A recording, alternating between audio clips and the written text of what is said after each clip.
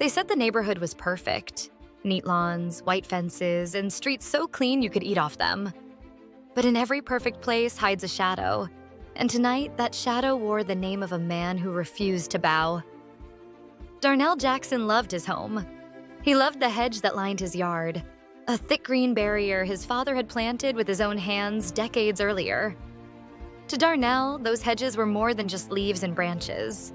They were history, legacy, and respect. But to Karen, head of the HOA, they were nothing more than an eyesore. "You need to trim these down, Mr. Jackson," she said one afternoon, her voice sharp as she pointed at the hedge like it had insulted her personally. "They don't match the uniform look of the neighborhood." Darnell looked up from his pruning shears, sweat shining on his forehead. "These hedges have been here longer than you've lived in the subdivision. They're staying." Her lips tightened. That was all the warning he got. 2 mornings later, the sound of buzzing shears jolted him awake. He rushed outside to find Karen standing with 2 hired men, hacking down his hedge as if it belonged to her. Branches fell like broken promises, scattering across his lawn. "You can't do this!" Darnell roared. Karen's smile was as thin as her patience. "HOA voted. My word is law here. You'll thank me later when your property value goes up." She left him standing in the ruin, the hedge reduced to stumps. Neighbors peeked from windows, some shaking their heads, others too afraid to speak against her. For days, Darnell mourned. But where Karen thought she'd won, something inside him hardened. He was done playing by her rules. The very next week, delivery trucks rolled in. Pallets of cinder blocks stacked high, bags of cement piled up, and workers gathered at the curb. Karen marched over, furious. "What do you think you're doing?" she snapped. Darnell wiped his hands on his jeans, his eyes cold but calm. "Replacing what you destroyed." With precision, the workers began stacking block after block. A wall rose, gray and unyielding, taller with each passing hour. By evening, the line where the hedge once stood had transformed into a fortress of stone.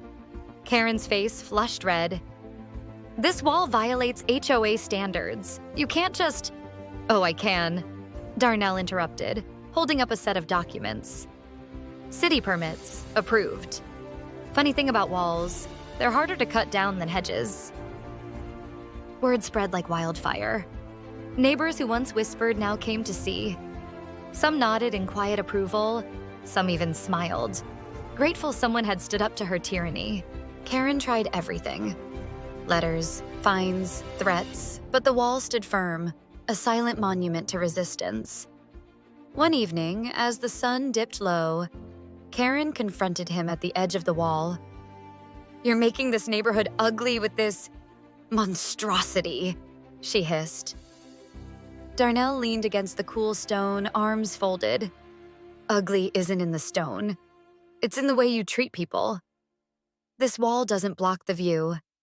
It tells the story of respect you never gave." Her eyes narrowed, but she had no answer. The weeks turned into months, and slowly the neighborhood began to change. People stopped fearing her. They questioned her rules, challenged her fines, and one by one, support for Karen crumbled. The wall became more than just blocks of cement. It became a rallying cry, a symbol of standing tall when pushed down. And Karen? She found herself isolated, her power slipping through her fingers like sand. Late one night, she stood before the wall alone, glaring up at it. But the wall didn't move, didn't bow, didn't break. It loomed silently, reminding her of the one truth she couldn't cut down. Respect must be earned, not demanded. For Darnell, the hedge his father planted was gone. But in its place rose something stronger, something unbreakable. A wall that spoke louder than any words, declaring to all who passed by, injustice may strike, but justice will always stand taller.